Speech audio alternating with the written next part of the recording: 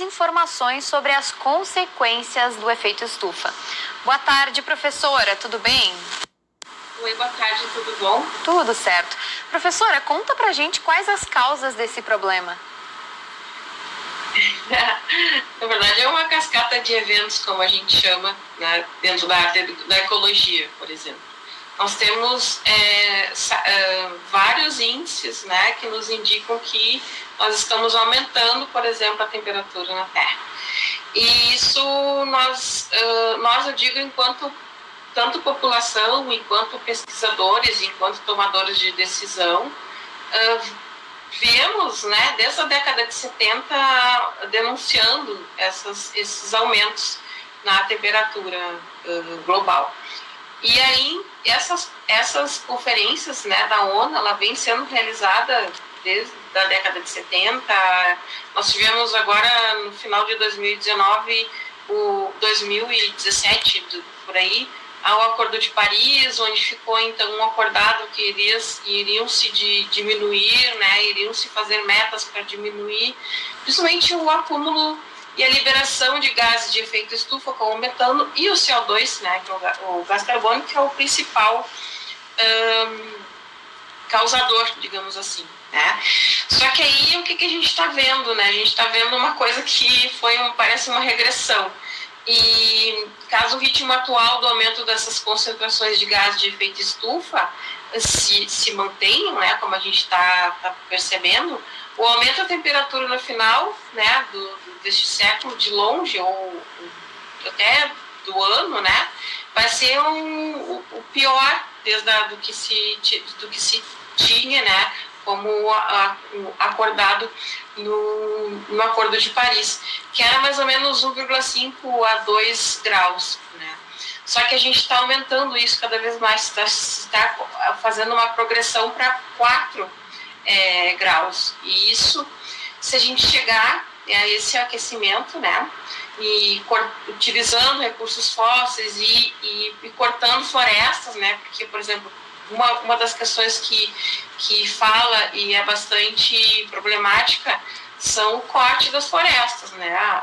Não só a Amazônia, mas outras florestas também da Ásia e da África.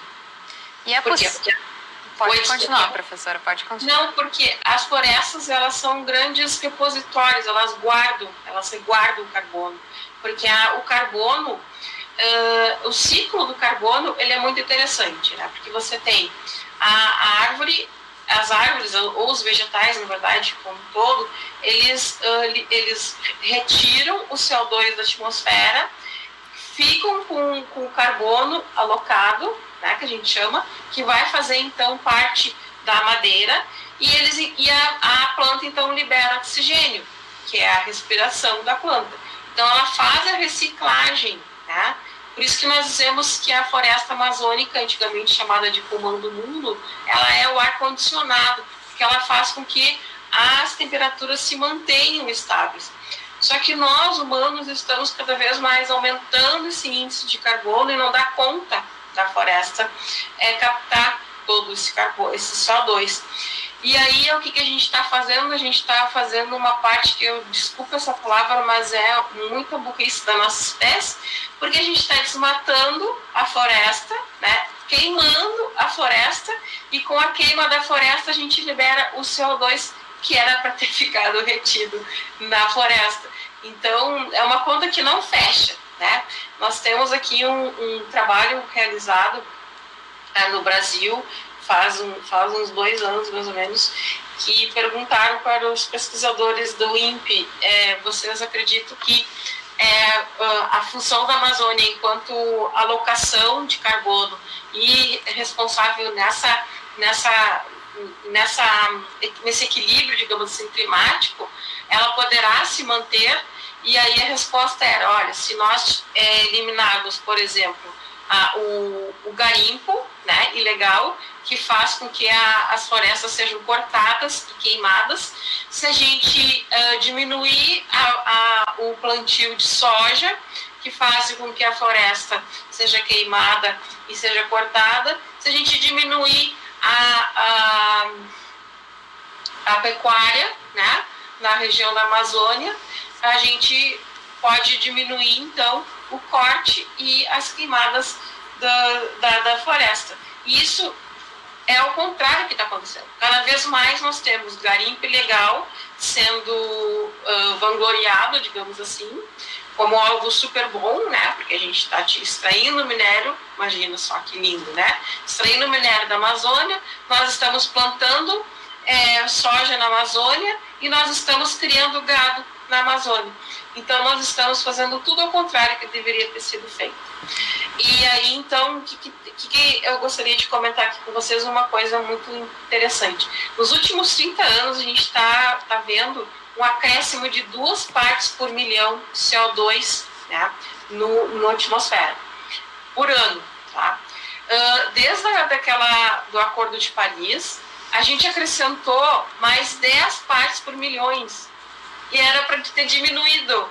Tá? Então, as curvas de concentração de CO2 não são mais uma curva, é uma reta, está cada vez mais aumentando. Sim. Então, assim, é muito preocupante, sabe? A gente tenta falar e tenta conversar e dialogar, mas parece que não tem efeito, né? Então, é bem preocupante mesmo. Exatamente. E aí, o que está acontecendo, desculpa te interromper, mas é que é uma coisa que é assim, que chega a doer na gente, né? Porque você tem, agora tá na mídia, né? Essas reuniões da ONU e tal, mas sempre tivemos reuniões da ONU, né? Desde 1990 que se está querendo diminuir as concentrações de parte de milhão de carbono, que se está fazendo é aumentando. Aí cada ano, cada reunião que tem, parece que é só para eles irem visitar, agora é Glasgow, né? Visitar a Europa e fazer acordos não sei quais, porque acordos de clima realmente não estão sendo feitos. É complicada essa situação, né, professora? Como a senhora falou, é uma conta que não fecha, está indo na contramão, infelizmente. Mas, enfim, professora, a gente agradece a tua participação aqui no Conexão. Seja sempre muito bem-vinda. E outra coisa que eu acho interessante, né, que aqui, puxando a brasa para o nosso assado, agora nós temos, então, o nosso governador e representantes da prefeitura indo, né, lá para Glasgow, como se eles fossem com uma bandeira do que eles são favoráveis, então, à diminuição, né, de gás de efeito estufa, mas as minas de carvão estão a todo vapor e o licenciamento ambiental está sendo cada vez mais diminuído e até sendo tido como um empecilho para o desenvolvimento industrial. Então, qual é a intenção realmente, né? É você promover ações que vão fazer com que as gerações que já estão aqui, não é nem as gerações futuras, né? Quem tem filho, quem tem sobrinho, quem tem adolescente em casa, são eles que vão sofrer isso. Nós iremos sofrer também, mas as gerações que já estão aí, que já não são mais as futuras, né? Dirá as futuras, o que elas terão aí de planeta, de recurso natural para a sua sobrevivência, né? Então, exatamente, fica a reflexão, então. O discurso do David Altenburgo hoje na COP foi bastante nesse sentido, né? Nós somos uma espécie inteligente, nós sabemos o que temos que fazer, nós só não temos vontade política e vontade capital para fazer. É verdade.